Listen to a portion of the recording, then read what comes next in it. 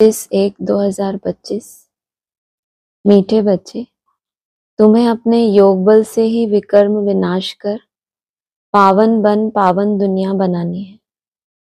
यही तुम्हारी सेवा है। प्रश्न है, देवी देवता धर्म की कौन सी विशेषता गाई हुई है? देवी देवता धर्म ही बहुत सुख देने वाला है, वहां दुख का नाम निशान नहीं। तुम बच्चे 3/4 सुख पाते हो, अगर आधा सुख आधा दुख हो तो मजा ही ना आए। भगवानुवाच, भगवान ने ही समझाया है कि कोई मनुष्य को भगवान नहीं कहा जा सकता, देवताओं को भी भगवान नहीं कहा जाता। भगवान तो निराकार है, उनका कोई भी साकारी या आकारी रूप नहीं है। सूक्ष्म वतन वासियों का भी सूक्ष्म आकार है, इसीलिए उसको कहा जाता है सूक्ष्म वतन। यहाँ साकारी मनुष्य तन है, इसीलिए इसको स्थूल वतन कहा जाता है।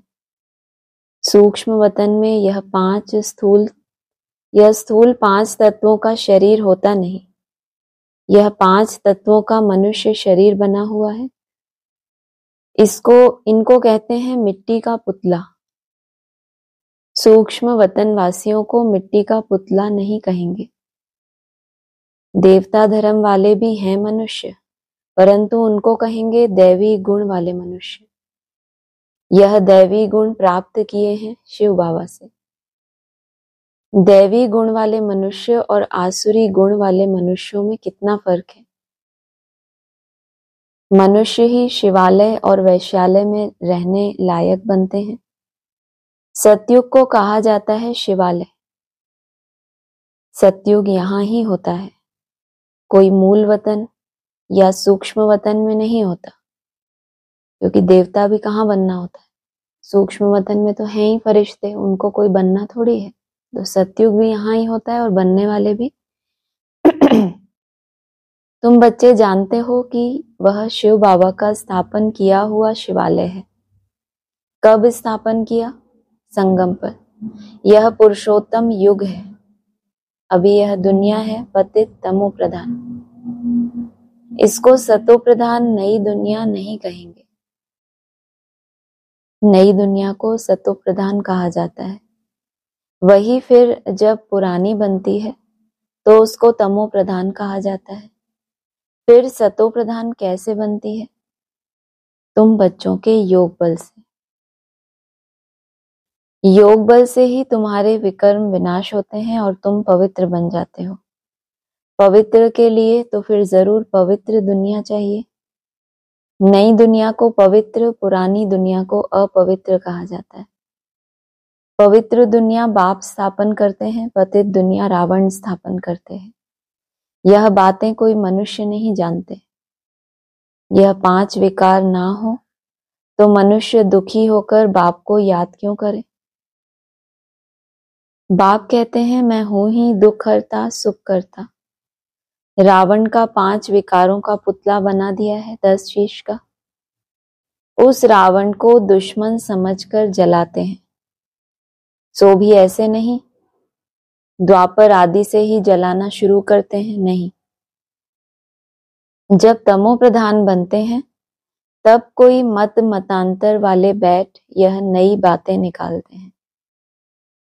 जब कोई बहुत दुख देते हैं तब उनका एफिजी जलाते हैं, बनाते हैं ना। है किसकी यादगार? 10 शीश का रावण बनाया, फिर उसको जलाते हैं। कब जलाना शुरू किया?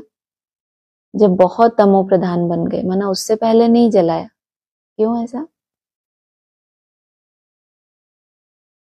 10 शीश माना रावण, 10 विकार। यहाँ संगम पर क्या करते हैं? जो भी माया के 5 स्वरूप हैं, 5 विकार हैं और प्रकृति के 5 तत्व हैं, इनके लिए क्या करते हैं? इनको जलाते हैं ना अपने अंदर।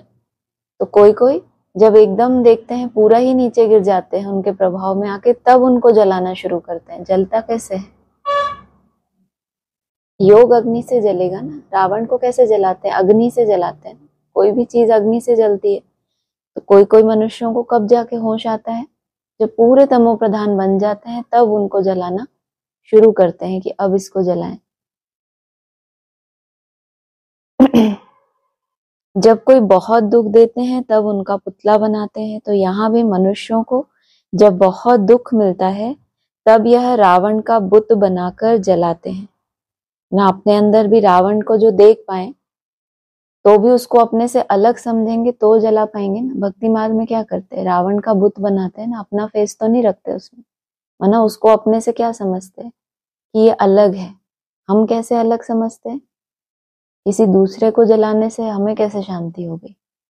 जब हम ये समझते हैं कि ये हमारा निजी संस्कार नहीं है, ये अलग है, जो माया के संस्कार हैं ये मेरे नहीं है, तो अलग कर दिया ना उसको, फिर उसको जलाया। जब तक उन आसुरी संस्कार है, मालूम है बाबा भी इशारे देते हैं इसको छोड़ो, ऐसा करो, डायरेक्शन मिलते रहते हैं ना, लेकिन उसको हम अलग समझ के त्यागते नहीं। जैसे बोलते हैं मोह को छोड़ो, क्रोध को छोड़ो, लेकिन उसका कोई ना कोई अंश बाबा क्या कहते हैं, जेब में रखते हैं संभाल के। जैसे पुरुषों के लिए कहते हैं कि कुछ ना कुछ अथॉरिटी तो हमें चलानी पड़े ना, तो उसको संभाल के रखते हैं। फिर जब देखते हैं कि बहुत तामसी हो गए, इसने तो बहुत दुख दिया, जो थोड़ा भी हमने संभाल के रखा उसने भी हमको इतना नीचे गिराया, तो क्या करेंगे, फिर उसको जलाना शुरू करेंगे। फिर उसका एक बुत बनाएंगे, माना एक जो अपना चेकिंग करके उसको अलग करना तो पड़े चिंतन कि कैसे ये माया का स्वरूप मुझे ऐसे ऐसे नीचे गिराता है, फिर उसको जलाना। किस स्वरूप में है वो माया मेरे लिए, तो कोई ना कोई स्वरूप तो होता ही है।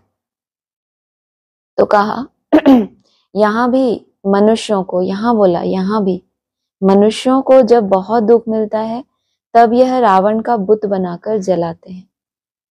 तुम बच्चों को 3/4 सुख रहता है, अगर आधा दुख हो तो वह मजा ही क्या रहा। बाप कहते हैं तुम्हारा यह देवी देवता धर्म बहुत सुख देने वाला है। सृष्टि तो अनादि बनी हुई है, यह कोई पूछ नहीं सकता कि सृष्टि क्यों बनी, फिर कब पूरी होगी, यह चक्र फिरता ही रहता है। शास्त्रों में कल्प की आयु लाखों वर्ष लगा दी है, जरूर संगम युग भी होगा जबकि सृष्टि बदलेगी। अभी जैसे तुम फील करते हो ऐसे और कोई समझते नहीं। इतना भी नहीं समझते कि बचपन में राधे कृष्ण नाम है, फिर स्वयंवर होता है, दोनों अलग अलग राजधानी के हैं, फिर उनका स्वयंवर होता है तो लक्ष्मी नारायण बनते हैं। यह सब बातें बाप समझाते हैं। बाप ही नॉलेजफुल है, ऐसे नहीं कि वह जानी जाननहार है। अब तुम बच्चे समझते हो, बाप तो आकर नॉलेज देते हैं। नॉलेज पाठशाला में मिलती है, पाठशाला में एम ऑब्जेक्ट तो जरूर होनी चाहिए। अभी तुम पढ़ रहे हो, छीछी दुनिया में राज्य नहीं कर सकते, राज्य करेंगे गुलगुल दुनिया में। राजयोग कोई सतयुग में थोड़े ही सिखाएंगे, संगम युग पर ही बाप राजयोग सिखलाते हैं। वरना छीछी दुनिया है तो उसमें भी राज्य नहीं कर सकते, और सतयुग में तो राज्य करने की कोई दरकार ही नहीं, वहां राजयोग थोड़ी सिखाएंगे, तो कहाँ की बात है।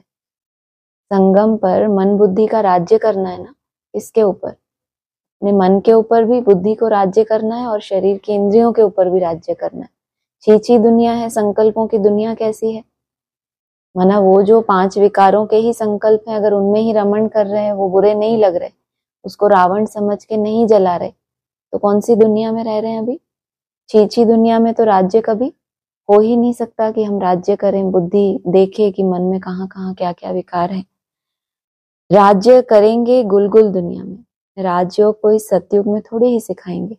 संगम युग पर ही बाप राजयोग सिखलाते हैं, यह बेहद की बात है। बाप कब आते हैं किसको भी पता नहीं, घोर अंधियारे में है। ज्ञान सूर्य नाम से जापान में वे लोग अपने को सूर्यवंशी कहलाते हैं। है कौन, जापानी, जिनका पूरा पानी ही चला गया, बाबा ने बताया, तो भी क्या कहलाते हैं, ज्ञान सूर्य के नाम से अपने को सूर्यवंशी कहलाते हैं, क्योंकि पूर्व से प्रत्यक्षता होती है ना। बाबा ने बोला ही है, क्या आया है, बीज के लिए, बीज कहाँ पड़ा, ज्ञान सूर्य का प्रत्यक्षता हद में भी पूर्व से होती है ना, और बेहद में भी, तो वो अपने को सूर्यवंशी कहलाते हैं। वास्तव में सूर्यवंशी तो देवताएं ठहरे, सूर्यवंशियों का राज्य सतयुग में ही था, गाया भी जाता है। ज्ञान सूर्य प्रगटा तो भक्ति मार्ग का अंधियारा विनाश। नई दुनिया सो पुरानी दुनिया, पुरानी दुनिया सो फिर नई होती है।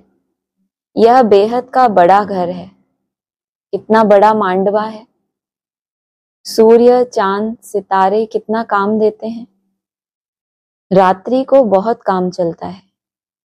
रात्रि होती है तो फिर किसका काम शुरू होता है? चंद्रमा का कार्य शुरू होता है ना, रोशनी देने का। और उस अंधकार को मिटाने के लिए फिर चंद्रमा के आने से अंधकार थोड़ी मिट जाता है पूरी सृष्टि का। फिर किसको आना पड़ता है? सूर्य को आना पड़ता है। कितना काम देते हैं। रात्रि को बहुत काम चलता है। ऐसे भी कई राजा लोग हैं जो दिन को सो जाते हैं और रात को अपनी सभा आदि लगाते हैं। दिन में क्या करते हैं? योगियों के लिए भी क्या बोला है? जो दुनिया के लिए रात है वो योगी लोग उसमें क्या करते हैं? जागरण करते हैं। और जो दुनिया के लिए दिन है उसमें वो सो जाते हैं। तो दिन में माना बाबा ने मुरली में बोला है, दिन आते ही क्या होता है? सारे जैसे सुबह होती है तो भूत भाग जाते हैं ना। भूतों का समय कौन सा होता है? रात का समय होता है। दिन आते ही सारे विकार या ये भूत सब भाग जाते हैं। तो जब वो दिन हो गया, विकार ही भाग गए, तो क्या करेंगे? विष्णु के समान आराम करेंगे ना। विष्णु कैसे आराम करते हुए दिखाते हैं उनको? आनंद मग्न स्थिति है। क्यों? क्योंकि दिन हो गया, अब पुरुषार्थ करने की दरकार नहीं। लेकिन मालूम है कि अभी भक्ति मार्ग का अंधियारा शुरू हो रहा है। तो उस समय वो क्या करते हैं राजा लोग? उस समय सभा लगाते हैं कि अभी रात्रि का समय है। जैसे सूर्य और चंद्रमा सेवा करते हैं, ऐसे ही जो सूर्यवंशी आत्माएं हैं वो भी क्या करेंगी? जब घोर अज्ञान हो सारे ब्राह्मणों की दुनिया में, उस समय वो स्पेशल मीटिंग रखें कि कैसे इसमें भी हम क्या करें। सभा करना माना सभा किस लिए की जाती है? कुछ प्लानिंग की जाती है ना कि उसमें आगे हमको क्या करना है उत्थान के लिए। तो रात को अपनी सभा आदि लगाते हैं, खरीदारी करते हैं। यह अभी तक भी कहाँ कहाँ चलता है। मिल्स आदि भी रात को चलती हैं। यह है हद के दिन रात और वह है बेहद की बात। ये कारखाने चलते रहते हैं। ये कौन सा कारखाना बाबा ने कहा? मिंटो मोटर होगी। मशीनरी बताया ना इसको, क्या बनने की? मनुष्य से देवता बनना भी क्या है? ये मशीनरी है। तो मिल्स भी होंगी ना जहाँ ये काम चलेगा, तो वहां पे सभाएं भी लगानी पड़े, वो भी रात्रि के समय। यह बातें सिवाय तुम्हारे और किसी की बुद्धि में नहीं है। शिव बाबा को भी जानते नहीं। बाप हर बात समझाते रहते हैं। ब्रह्मा के लिए भी समझाया है। प्रजापिता ब्रह्मा है। बाप जब सृष्टि रचते हैं तो जरूर किसमें प्रवेश करेंगे? पावन मनुष्य तो होते ही सतयुग में है। कलयुग में तो सब विकार से पैदा होते हैं, इसलिए पतित कहा जाता है। मनुष्य कहेंगे विकार बिगर सृष्टि कैसे चलेगी? अरे देवताओं को तुम कहते हो संपूर्ण निर्विकारी, कितनी शुद्धता से उन्हों के मंदिर बनाते हैं। ब्राह्मण बिगर कोई को अंदर अलाउ नहीं करेंगे। वास्तव में इन देवताओं को विकारी कोई टच कर नहीं सकता। परंतु आजकल तो पैसे से ही सब कुछ होता है। कलयुग ही है। ब्राह्मण 4 युग है ना, कलयुग, द्वापर, त्रेता, सतयुग। तो जिस सीढ़ी पे जो ब्राह्मण है, तो जब दूसरे ब्राह्मण को जन्म देते हैं, ज्ञान से भी जन्म दिया जाता है ना, तो कलयुग में जन्म देंगे तो कैसा होगा? विकारों से ही जन्म होगा ना। वो कहेंगे ऐसे सृष्टि कैसे चलेगी, हमारा सेंटर कैसे चलेगा? अगर कुछ भी स्वार्थ ना हुआ, एकदम निस्वार्थ होके, कोई वीआईपी सेवा नहीं, किसी का कोई है ही नहीं, किसी से कोई लेना देना, तो फिर ऐसे हमारी ये सृष्टि आगे कैसे बढ़ेगी जो इतने समय से चलती आ रही है। आजकल तो पैसे से ही सब कुछ होता है। कोई घर में मंदिर आदि रखते हैं तो भी ब्राह्मण को ही बुलाते हैं। अब विकारी तो वह ब्राह्मण भी है, सिर्फ नाम ब्राह्मण है। ब्राह्मणों की दुनिया में भी क्या है? सेंटर बनाते हैं तो बड़ों बड़ों को क्यों बुलाते हैं कि इसका उद्घाटन करें, हमें अच्छे अच्छे समझाएं। क्या समझते हैं? तो वो भी उन्हीं की कैटेगरी के, लेकिन फिर क्या समझते हैं कि ये ऊंचे, फिर भी कुछ ना कुछ ये ब्राह्मण हैं हमारे मुकाबले। यह तो दुनिया ही विकारी है, तो पूजा भी विकारियों से होती है। निर्विकारी कहाँ से आए? निर्विकारी होते ही हैं सतयुग में। ऐसे नहीं कि जो विकार में नहीं जाते उनको निर्विकारी कहेंगे। कितनी अच्छी बात। ऐसे नहीं कि जो विकारी नहीं बनते उनको क्या कहें? निर्विकारी। माना सिर्फ ब्रह्मचर्य को धारण करना इसको पवित्रता नहीं कहते। शरीर तो फिर भी विकार से पैदा हुआ है ना। इसका मतलब जब वो शरीर जो विकारों से पैदा हुआ एकदम रोग रहित या कंचन हो जाए, जैसे बालक होता है, जन्म लेता है तो शरीर कैसा होता है, सबका नहीं, लेकिन मोस्टली क्या होता है, सात्विकता होती है उसमें कुछ ना कुछ, क्योंकि कुछ भी प्रदूषण अभी उसके अंदर गया नहीं है, विकार से ही पैदा हुआ है ना। बाप ने एक ही बात बताई है कि यह सारा रावण राज्य है। राम राज्य में है संपूर्ण निर्विकारी, रावण राज्य में है विकारी। सतयुग में पवित्रता थी तो पीस प्रॉस्पेरिटी थी, तुम दिखला सकते हो। सतयुग में लक्ष्मी नारायण का राज्य था ना, वहां 5 विकार होते नहीं, वह है ही पवित्र राज्य जो भगवान स्थापन करते हैं। भगवान पतित राज्य थोड़े ही स्थापन करते हैं।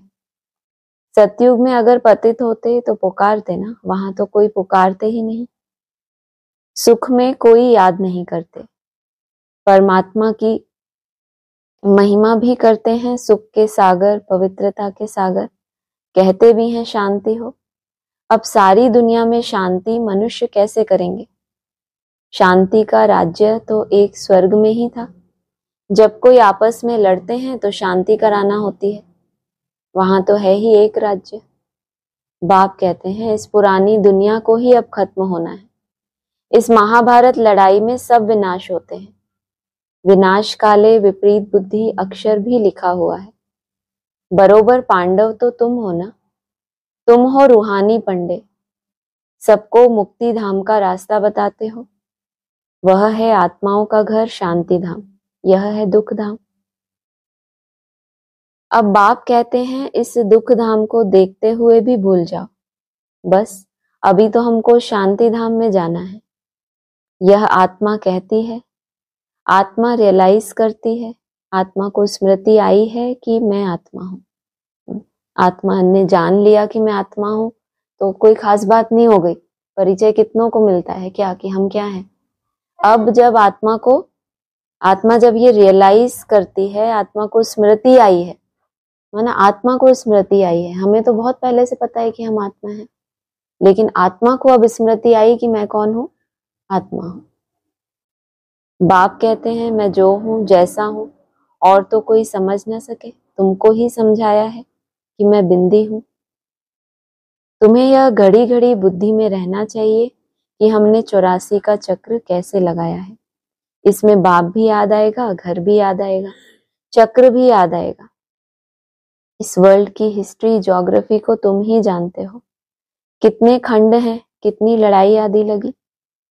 सतयुग में लड़ाई आदि की बात ही नहीं, कहाँ राम राज्य, कहाँ रावण राज्य। बाप कहते हैं अभी तुम जैसे कि ईश्वरीय राज्य में हो, कहाँ राम राज्य है और कहाँ रावण राज्य। तीसरा कौन सा बताया, ईश्वरीय राज्य। अभी तुम जैसे कि कहाँ हो, जैसे कि हो अभी, क्योंकि ईश्वर यहाँ आया है राज्य स्थापन करने। माना ईश्वर आया है राज्य स्थापन करने, तुम जैसे कि उसके राज्य में हो। लेकिन अगर ईश्वर के ही कहे अनुसार उसके कोई राजा होता है तो क्या करना पड़ता है, वो जो डायरेक्शन दे, जो बोले वैसा करना होता है ना। तब कहेंगे कि ये प्रजा क्या है, इसके पूरे अंडर में है। अंडर में होना माना उसके राज्य में होना, स्थूल रूप में उसके राज्य में होना, और डायरेक्शन को ना मानना, तो इसको कहेंगे जैसे कि। जैसे बोला कुख वंशावली और मुख वंशावली, अंतर क्या है। कुख वंशावली क्यों बोलते हैं ब्राह्मणों को, कोख से पैदा हुए, कैसे, माना देहधारी को मान लिया कि ये ब्रह्मा का तन है, ये शिव बाबा का रथ है, ये सबसे ऊंच है, इससे ऊंच कोई है नहीं। फिर जब वो कोई डायरेक्शन दे और उस पर अगर ना चल पाए तो कहेंगे मुख वंशावली। क्या कहेंगे, कुख वंशावली। कुक को पहचान लिया कि यही वो तन है जिसमें परमात्मा आके डायरेक्शन देते हैं। मुख वंशावली ब्राह्मण कब कहेंगे, जब एक एक डायरेक्शन, चाहे छोटा हो चाहे बड़ा, उसमें अपनी बुद्धि चलाना। नहीं तो क्यों बोला, पहले पहले कौन सरेंडर होता है, माया। कितनी बड़ी बात है वो माया। और बुद्धि से सरेंडर, जो बोले वही करना, कोई बुद्धि ना चले। तो क्या कहेंगे अब, जैसे कि नहीं, अब ईश्वरीय राज्य में आ गए। कहा खुद, सॉरी, क्योंकि ईश्वर यहाँ आया है राज्य स्थापन करने, देखो क्लियर किया ना, जैसे कि ईश्वरीय राज्य में हो। क्यों? क्योंकि तुम्हें ये पता चल गया कि ईश्वर यहाँ आया हुआ है, किस नाम रूप में आया वो भी पता चल गया, फिर भी जैसे कि लगाया। ईश्वर खुद तो राज्य करते नहीं, खुद राजा ही लेते नहीं, निष्काम सेवा करते हैं। ऊंचते ऊंच भगवान है सब आत्माओं का बाप। बाबा कहने से एकदम खुशी का पारा चढ़ना चाहिए। ना राजा ही लेते हैं, ना कोई राजा ही करते हैं कि जो बोला वो करना ही है। तो धर्मराज का काम है ना, हड्डी हड्डी तोड़ दूंगा, बाप का काम थोड़ी है।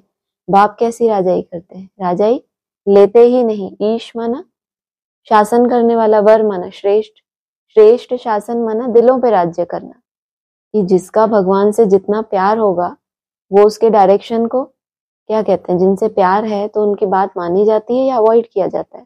ये भी तो प्यार की निशानी है ना। बाबा कहते हैं दो आंसू बहाना प्यार नहीं है, वो जो बोले वैसा उसी समय करना, इसको कहेंगे ताजा हलवा खाना। और डायरेक्शन मिला अभी और किया हमने 10 साल बाद, तो क्या कहेंगे, बासी खाया या ताजा खाया। वैसे तो बोला ईश्वर राजा ही लेते ही नहीं, लेकिन नाम क्या लिया? ईश्वर, श्रेष्ठ शासन करने वाला। माना जो श्रेष्ठ हैं उनके ऊपर उसको राजा ही चलाने की दरकार ही नहीं, वो उसके स्नेह में ही अपने को क्या कर लेते हैं, परिवर्तन कर लेते हैं। निष्काम सेवा करते हैं। तो ऊंचते ऊंच भगवान है सब आत्माओं का बाप। बाबा कहने से एकदम खुशी का पारा चढ़ना चाहिए। अतीन्द्रिय सुख तुम्हारी अंतिम अवस्था का गाया हुआ है। जब इम्तिहान के दिन नजदीक आते हैं उस समय सब साक्षात्कार होते हैं। कितना अच्छा है। लौकिक में भी कोई बच्चा सारा साल ना पढ़े, वो अवॉइड करता है, माँ बाप कहते हैं पढ़ ले पढ़ ले, अवॉइड करता है, घूमना फिरना रुलना, अपनी मन मर्जी करता है ना उस समय। फिर जब जैसे ही टाइम टेबल सामने आता है कि अब ये तारीख पे आपका एग्जाम है, तो वो सब्जेक्ट आती है ना उसमें, इस सब्जेक्ट का इस दिन है, हर सब्जेक्ट में अपनी चेकिंग हो जाती है उसको। जैसे ही टाइम टेबल सामने आता है कि इस सब्जेक्ट में तो मैं बिल्कुल फेल हो जाऊंगा, पहले ही पता चल जाता है। अपनी तैयारी का आपको कब पता चले? जब इम्तिहान लगे एकदम सामने है। जब किसी और का इम्तिहान हो जाए तो आपको लगेगा ना कि इसका वो इम्तिहान हुआ, अगर मेरा ऐसा होता तो मैं कितना ले पाता मार्क्स। तो उस समय क्या होगा? साक्षात्कार हो जाएगा ना। जब इम्तिहान के दिन नजदीक आते हैं, अभी इम्तिहान नजदीक नहीं आया है ना, अभी तो वो सिर्फ पता चला है कि हाँ इम्तिहान होने वाला है, उस समय सब साक्षात्कार होते हैं। अतीन्द्रिय सुख भी बच्चों को नंबरवार है। कोई तो याद में बड़ी खुशी में रहते हैं। तुम बच्चों को सारा दिन यही फीलिंग रहे कि ओहो बाबा आपने हमें क्या से क्या बना दिया, आपसे कितना ना हमें सुख मिलता है। बाप को याद करते प्रेम के आंसू आ जाते। एक ये बच्चे हैं जिनको महसूस होता है बाप ने हमें क्या से क्या बना दिया, और एक वो हैं जो कपिल मुनि के ऊपर क्या उंगली उठाते हैं, आपने हमारे मन रूपी घोड़े को क्या किया, चुरा लिया। हम तो पहले बहुत पवित्र थे, लेकिन अब हम नीचे गिर गए। बाप को याद करते प्रेम के आंसू आ जाते हैं। कमाल है, आप आकर के हमको दुख से छुड़ाते हो, विषय सागर से क्षीर सागर में ले चलते हो। सारा दिन यही फीलिंग रहनी चाहिए। बाप जिस समय तुमको याद दिलाते हैं तो तुम कितने गदगद होते हो। सिर्फ कितनी देर के लिए? जिस समय बाप तुमको याद दिलाते हैं। ऐसा नहीं बोला बाप तुमको याद दिलाते हैं तो तुम कितनी खुशी में आ जाते हो रोज ही। जिस समय तुमको याद दिलाते हैं तुम कितनी खुशी में रहते हो। शिव बाबा हमको राजयोग सिखला रहे हैं। बरोबर शिवरात्रि भी मनाई जाती है, परंतु मनुष्यों ने शिव बाबा के बदले श्री कृष्ण का नाम गीता में दे दिया। यह बड़ी से बड़ी एकच भूल है। नंबर 1 गीता में ही भूल कर दी है। ड्रामा ही ऐसा बना हुआ है। बाप आकर यह भूल बताते हैं कि पतित पावन मैं हूं या श्री कृष्ण। तुमको मैंने राजयोग सिखलाए, मनुष्य से देवता बनाया। गायन भी मेरा है ना, अकाल मूर्त अयोनि। श्री कृष्ण की यह महिमा थोड़े ही कर सकते हैं, वह तो पुनर्जन्म में आने वाला है।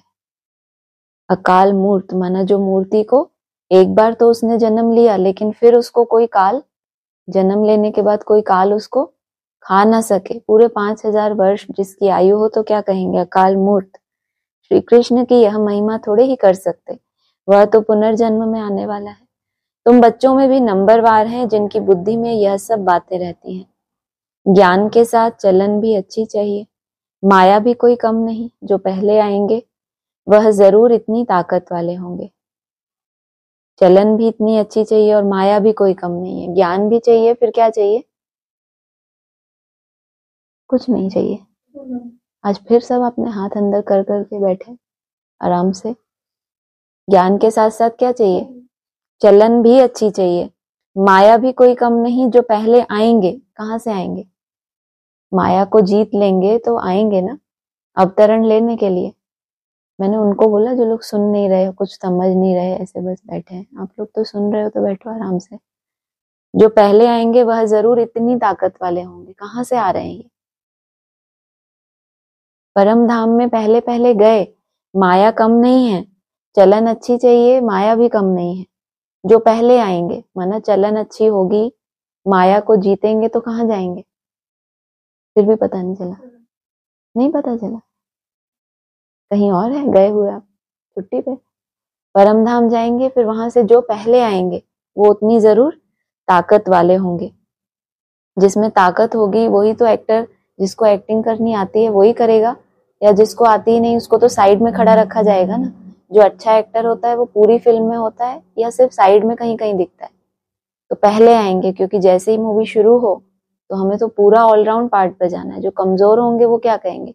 हमें नहीं पार्ट बजाना, क्योंकि ताकत ही नहीं है आत्मा में कि पार्ट बजाते हुए कैसे अपने उस सुख, कहीं हमसे हमारा वो सुख, वो शांति जो बड़ी मुश्किल से मिली है। पूरा संगम युग तो उनको याद है ना, इतनी इतनी मेहनत की थी, इतना कुछ किया हमने, तब जाके तो ये मिला है। फिर वापस जाएं तो कहीं छूट ना जाए, तो इसको कहेंगे ताकत भरी। ताकत भरी किस लिए? युद्ध करने के लिए या ऐसे बैठे रहने के लिए? कोई पहलवान भी होता है, क्यों ताकत भरता है अपने अंदर? कुश्ती लड़ता है तो उसको पैसे मिलते हैं ताकत के, या ऐसे बैठा रहे और इतना मोटा होता जाए बस उसको उसके पैसे मिलते हैं? तो ये बड़ा अपना पुण्य समझते हैं कि हम तो वहां बैठे रहें, कोई पार्ट में ना आए।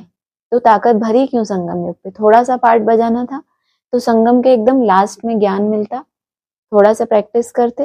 बाबा ने बोला ना 5 मिनट भी याद करेंगे तो स्वर्ग में आ जाएंगे। तो बहुत था ना इतना, जब कुछ पार्ट ही नहीं बजाना था तो ताकत भी क्यों भरनी है?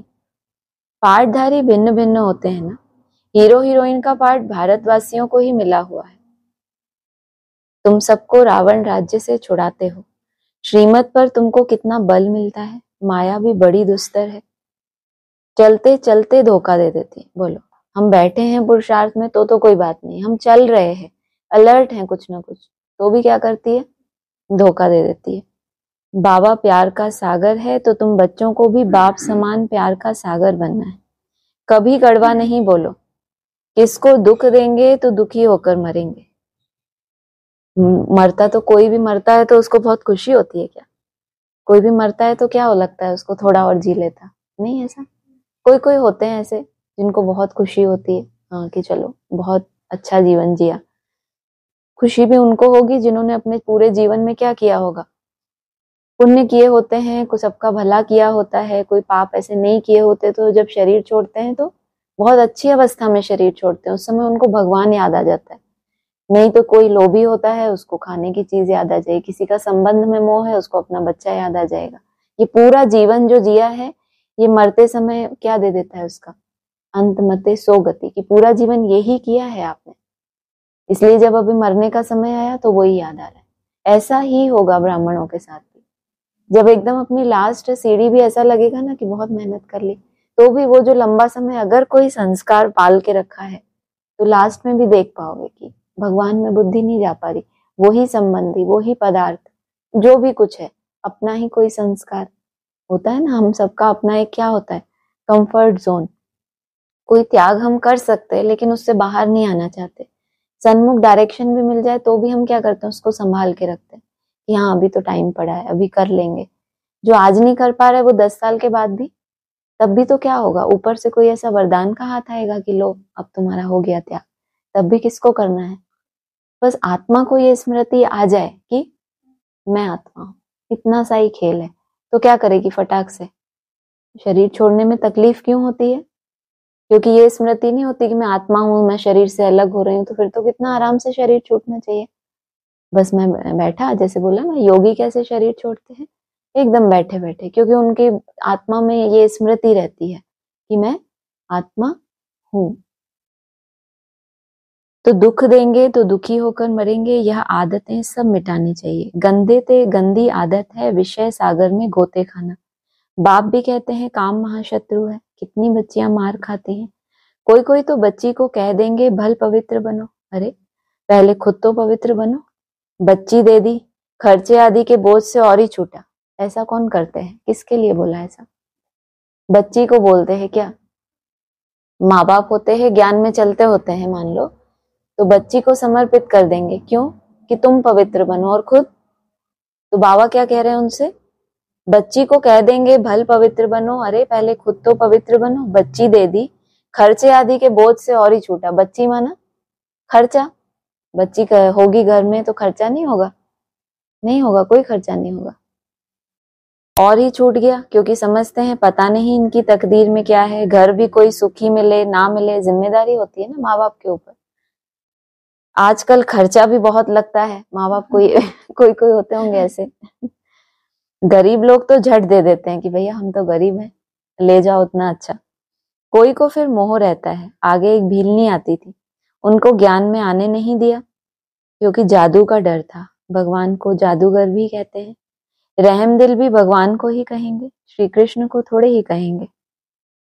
रहम दिल माना रहम करने वाला। बाबा कहते हैं ना, माँ बाप बच्चों के नाज नखरे सहन कर लेते हैं। धर्मराज वो है, उसको रहम दिल नहीं कहेंगे। वो खुद बना ही क्यों है संपूर्ण सर्वगुण संपन्न, ताकि जिसमें भी वो कमी है उसको क्या कर सके, पूरा कर सके ना, चाहे किसी भी विधि से करे। तो बाप तो रहम दिल है, श्री कृष्ण को थोड़े ही कहेंगे। थोड़ा भी नहीं कह रहे, श्री कृष्ण को इतना रहम दिल नहीं कहेंगे जितना बाप को। श्री कृष्ण को थोड़े ही कहेंगे। रहम दिल वह जो बेरहमी से छुड़ाए, और बेरहमी है रावण। पहले पहले है ज्ञान, ज्ञान भक्ति फिर वैराग्य। ऐसे नहीं कि भक्ति ज्ञान फिर वैराग्य। क्या बताया? ऐसे नहीं कि भक्ति ज्ञान और फिर वैराग्य। ज्ञान का वैराग्य थोड़े ही कह सकते हैं। माना ज्ञान मिला तो भक्ति से वैराग्य आया, तो ये सीढ़ी हो गई ना। जब ज्ञान मिला तो जो भक्ति थी उससे वैराग्य आया। ज्ञान से ज्ञान का वैराग्य थोड़े ही कह सकते हैं, भक्ति का वैराग्य करना होता है। इसीलिए ज्ञान भक्ति वैराग्य यह राइट अक्षर है। बाप तुमको बेहद का अर्थात पुरानी दुनिया का वैराग कराते हैं। सन्यासी तो सिर्फ घर बार से वैराग्य कराते हैं। यह भी ड्रामा में नोंद है, मनुष्यों की बुद्धि में बैठता ही नहीं। भारत 100% सॉल्वेंट निर्विकारी हेल्दी था, कभी अकाले मृत्यु नहीं होती थी। भारत 100% हेल्दी था। किसको कहेंगे? कोई जड़ भारत को कहेंगे कोई कि बहुत हेल्दी है। देश कभी हेल्दी होता है? हेल्थ किसकी होती है? मनुष्य की होती है ना। कभी अकाले मृत्यु नहीं होती। इन सब बातों की धारणा बहुत थोड़ों को ही होती है। जो बहुत अच्छी सर्विस करते हैं वह बहुत साहूकार बनेंगे। बच्चों को तो सारा दिन बाबा बाबा ही याद रहना चाहिए, परंतु माया करने नहीं देती। बाप कहते हैं सतो प्रधान बनना है तो चलते फिरते खाते मुझे याद करो, बैठे बैठे नहीं। माना सर ये क्यों बाबा बार बार कहते हैं? अगर सतो प्रधान बनना है तो चलते फिरते खाते मुझे याद करो, मतलब क्यों कहते हैं ऐसा? बैठ के करें। हाँ, मना आपकी हर किसी भी कर्म में वो निरंतर करना है ना। सतो प्रधान तब बनेंगे जब निरंतर याद होगी। और अगर चलते फिरते फिरते खाते पीते उसको छोड़ देंगे तो इसको निरंतर तो नहीं कहेंगे। मैं तुमको विश्व का मालिक बनाता हूं, तुम याद नहीं करेंगे। बहुतों को माया के तूफान बहुत आते हैं। बाप समझाते हैं यह तो होगा, ड्रामा में नोंद है। स्वर्ग की स्थापना तो होनी ही है। सदैव नई दुनिया तो रह नहीं सकती। चक्र फिरेगा तो नीचे जरूर उतरेंगे। हर चीज नई से फिर पुरानी जरूर होती है। इस समय माया ने सबको अप्रैल फूल बनाया है। वाह, यहाँ तो लोग एक दूसरे को बनाते हैं। बाबा ने कहा माया ने तो सबको ही एक साथ ही क्या बना दिया, अप्रैल फूल। बाप आकर गुलगुल बनाते हैं। अच्छा, मीठे मीठे सिकिलदे बच्चों प्रति माता पिता बाप दादा का याद प्यार गुड मॉर्निंग। रूहानी बाप की रूहानी बच्चों को नमस्ते। रूहानी बच्चों की, रूहानी बाप दादा को नमस्ते। माया के लिए फूल अक्षर यूज किया ना, फूल माना इंग्लिश में मूर्ख होता है, इसलिए बाबा ने भी गुल अक्षर यूज किया। गुल का मतलब सिंधी भाषा में फूल होता है, तो बाबा ने वो अक्षर यूज किया कि फूल का फिर वो इंग्लिश वाला अर्थ ना हो जाए। कोई कोई फिर फूल बनेंगे, एक बार माया ने फूल बनाया, अब आप फूल बनाओ, फिर हम वो फूल कब बनेंगे, इसलिए बाबा ने कहा गुल बनाते हैं।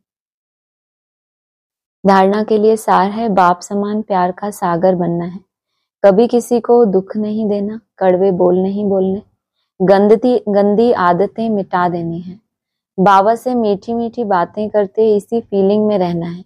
क्या बताया था आपने? तो पढ़ लिया ना? नहीं पढ़ा?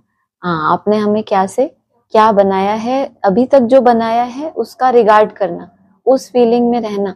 जो अभी नहीं बने हैं इसका मतलब वो उसका चिंतन नहीं, उसकी चिंता नहीं, लेकिन अभी तक जहां से जहां वो हमें लाया है उसके लिए उसकी वो फील होना चाहिए। ओहो, जब कोई आपके लिए कहता है बहुत कुछ ऐसा सरप्राइज दे दे या कुछ ऐसा बड़ा आपके लिए गिफ्ट ले आए तो क्या ओहो इतना सुंदर, ऐसा बोलते हो ना कि कितना अच्छा, ऐसी फीलिंग आनी चाहिए, इतना रिस्पेक्ट होना चाहिए।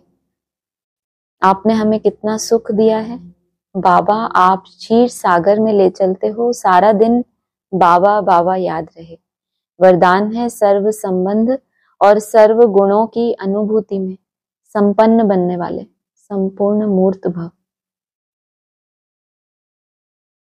संगम युग पर विशेष सर्व प्राप्तियों में स्वयं को संपन्न बनाना है, इसीलिए सर्व खजाने, सर्व संबंध, सर्व गुण, कर्तव्य को सामने रख चेक करो कि सर्व बातों में अनुभवी बने हैं। यदि किसी भी बात के अनुभव की कमी है तो उसमें स्वयं को संपन्न बनाओ। एक भी संबंध या गुण की कमी है तो संपूर्ण स्टेज या संपूर्ण मूर्त नहीं कहला सकते। कैसे पता चले हमने बाप के साथ ये संबंध जोड़ा कि नहीं जोड़ा? हम कह देते हैं कि हमारे तो सभी संबंध हैं, कैसे पता चले? उस संबंध, जो संबंध आपने बाप से जोड़ लिए, फिर दूसरे से वो संबंध की पूर्ति आपको दरकार ही नहीं पड़ेगी।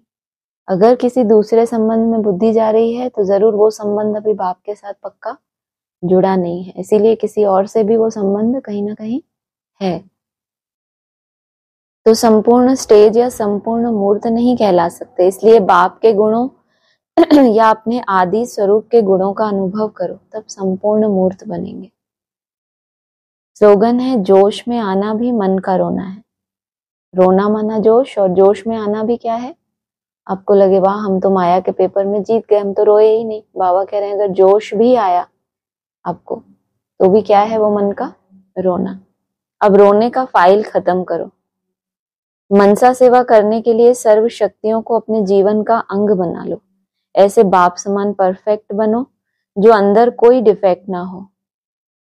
तब श्रेष्ठ संकल्पों की एकाग्रता द्वारा अर्थात मनसा द्वारा सकाश फैलेगी। जब अंदर कोई भी डिफेक्ट नहीं होगा तब क्या बचेगा? श्रेष्ठ संकल्प ही बचेंगे ना। अभी कोई ना कोई ऐसे व्यर्थ होते हैं, पर चिंतन होता है जो क्या कहलाता है? डिफेक्ट।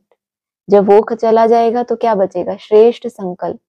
फिर उन श्रेष्ठ संकल्पों में रमण करते करते जब उसको भी पॉइंट लगा देंगे, समा लेंगे 1 सेकेंड में, फिर उससे क्या होगा? मनसा सेवा स्वतः होगी। अच्छा, ओम शांति।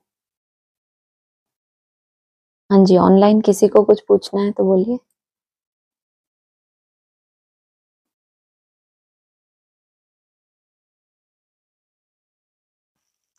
कोई है ऑनलाइन? ओम शांति। हाँ जी, हाँ जी बोलिए। जो स्टार्टिंग में आया कि भगवान तो निराकार है, उनका कोई भी साकारी व आकारी रूप नहीं। हाँ जी, ये ऑलवेज मुरली में इस तरीके से आता है। हाँ बहुत जी, सारी चीजें, क्योंकि साकारी रूप का बताया ना, स्थूल वतन माना साकारी रूप 5 तत्वों का। आज कंट्रास्ट करके क्लियर बताया, सूक्ष्म वतन में सब सूक्ष्म देवताएं हैं, वहां 5 तत्वों का ये शरीर है ही नहीं। तो चित्रों में भी लिखा है ना मेरा देवताओं के सदृश शरीर है, जो अव्यक्त वतन में है, त्रिमूर्ति है, सदा ही देवताएं हैं, उनका भी प्रकाश का शरीर है। या जो भी 5 तत्व नहीं होते वहां, हड्डी मांस नहीं होता, ना मेरा उनके सदस्य हूँ, ना ही जो यहाँ ब्राह्मण है या जिनको हम मनुष्य कह लें, ना ही उनके समान है, कोई आकारी नहीं, कोई साकारी नहीं। इसीलिए उसका नाम ही है मूल वतन। तो सदा ही मूल वतन का वासी है। इसीलिए बोला साकारी भी नहीं, आकारी भी नहीं, लेकिन ये नहीं बोला निराकारी नहीं है। वो सबसे ऊंची स्थिति में है। 3 देवताएं जो सूक्ष्म वतन में है, उनसे भी उनकी स्टेज सबसे ऊंची है। तो इसीलिए बोला अव्यक्त, लेकिन अव्यक्त में भी कंडीशन लगा दी, देवताओं जैसा भी नहीं, क्योंकि उसकी किसी से तुलना नहीं कर सकते ना। अगर उसका वो किसी के जैसा हो तो फिर तो वो उसको तुरिया नहीं कह पाएंगे। तुरिया माना जिसकी किसी दूसरे से तुलना नहीं की जा सकती, कोई दूसरा उसके जैसा हो नहीं सकता, तभी उसको भगवान कहेंगे, तभी उसको तुरिया कहेंगे। इसीलिए बोला गॉड इज वन। अगर वैसे ही 3 देवताएं भी हो जाएं, वैसे ही यहाँ तैयार होने वाले भी हो जाएं, जो बोला अकाल मूर्त, मैं पुनर्जन्म में आता ही नहीं, ऐसा कोई दूसरा हो ही नहीं सकता, इसीलिए उसको बोला। हाँ जी, हाँ जी, मतलब वही वही कह रही हूँ कि मुरली में स्टार्टिंग से ही ऐसी ऐसी आती थी चीजें जो उस वक्त पर हम कुछ और समझते थे, लेकिन जी। जैसे जैसे समझ बढ़ती है तो वो बेहद का अर्थ समझ में आते जाता है। हाँ जी, हाँ ओके। जी, हाँ जी। तो और फिर कहा कि तुम बच्चों को 3/4 सुख रहता है, हाँ जी, अगर आधा दुख हो तो वह मजा ही क्या रहेगा। लेकिन ऐसे कहते हैं ना कि आधा कल्प रावण राज्य और आधा कल्प बाप का ऐश्वर्य। तुम बच्चों के लिए तो बोला फिर ना। जो देवता धर्म है वो सबसे जास्ती सुख देने वाला है। तो उस धर्म के धारणाओं के जो दूसरे धर्म भी जितना नजदीक होंगे उस हिसाब से ही उनको सुख और दुख मिलेगा। वो यहाँ के पुरुषार्थ से होगा सब कुछ। देवता धर्म में तो सबसे जास्ती सुख है। देवता धर्म में भी कितनी आत्माएं हैं, वरना लास्ट तक 33 करोड़ आत्माएं भी आती हैं, लेकिन उसमें भी नंबरवार हैं। किसी को आधा, किसी को 3/4, किसी को 82-83 जन्म का भी सुख मिलता है। तो सब नंबरवार होते हैं। जो भी धारणाएं बाप ने सिखाई हैं, किसी को तो आधा आधा ही मिलेगा, क्योंकि जैसा पुरुषार्थ किया है उस अनुसार। लेकिन देवता धर्म ने जो पुरुषार्थ किया है वो पूरी ताकत लगा के किया है, तो उनको अंत तक सुख मिलता है। हाँ जी, हाँ जी, हाँ जी। कल हम ना वो डिस्कस कर रहे थे, एक बार थोड़े दिन पहले भी ये बात हुई थी 84 जन्म की, और 83, 84, हाँ जी। 85 वाला भी, तो वो फिर से बोले थोड़ा सा। अच्छा, मैंने बोला था, मुझे लगा आप लोगों ने हाँ कोई मतलब डिस्कस किया है आपस में। नहीं, हम अच्छा, आपस में भी किया था, हम लोग थोड़ा सा वो कंफ्यूजन में है। हाँ तो आप प्रश्न बताओ, फिर उस हिसाब से मैं कहानी बनाऊं। ये कि तेरा कि 84 जन्म तो बाबा ने कहा है, ठीक है, होते हैं, पर एक ये पॉइंट आता है कि किसी किसी का 85 भी होता है, और दूसरा ये कि हमारा जो 84वां जन्म है वो कौन सा वाला, लाइक मैंने पिछला जन्म जो था वो, के ऊपर। हाँ पिछला वाला अगर 84 है, और अगर इस जन्म में ये जो जन्म लिया है, अगर इसी शरीर से देवता बन जाते हैं तो कहेंगे ये एक्स्ट्रा ऑर्डिनरी जन्म है। इसको लीप जन्म कह लो, एक्स्ट्रा ऑर्डिनरी कह लो, या पहला जन्म भी कह सकते हैं। अगर जो आत्माएं इसी शरीर से, इसी शरीर को निरोगी काया बनाकर नई सृष्टि के निमित्त बन जाते हैं या अंत तक रहते हैं, अगर और अभी एक जो बाबा ने कहा किसी किसी को शायद और हिसाब किताब हो तो उनको अभी और भी 1-2 जन्म लेने पड़ सकते हैं। तो ये सब आत्माओं के लिए एक जैसा नहीं है। इसको हम एक वो परिभाषा नहीं निकाल सकते कि इतने जन्म होते हैं। वो हमारा ये पता नहीं, किसी का ये वाला शरीर भी छूट के अभी और उसको एक जन्म लेना हो, फिर उस जन्म में उसको देवता बनना हो, या किसी को 2 भी लेने पड़ सकते हैं। तो इसका कुछ फिक्स नहीं कर सकते। हाँ जी, अच्छा, हाँ जी। और फिर आया कि ज्ञान सूर्य नाम से जापान में वो लोग अपने को सूर्यवंशी कहते हैं। हाँ क्योंकि यहाँ तो बाबा ने, आपने कुछ हाँ बोलिए। एक्सप्लेन किया। हाँ आप पूछो, पहले पूरा पूछ लो। नहीं, वही के क्या बेहद का अर्थ जापान।